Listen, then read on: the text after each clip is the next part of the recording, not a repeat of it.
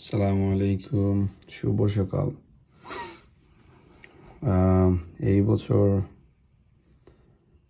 আমাদের এস্তোনিয়ার ওয়েদার সম্পূর্ণ ডিফারেন্ট।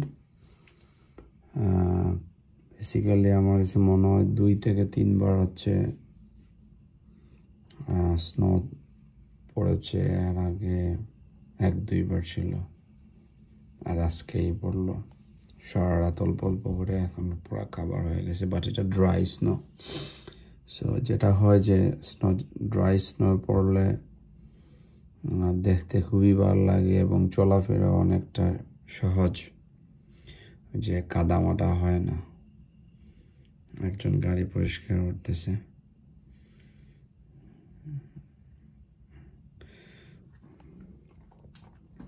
আর এই স্নোতে যখন বৃষ্টি হবে তখন খুবই বাজে লাগে।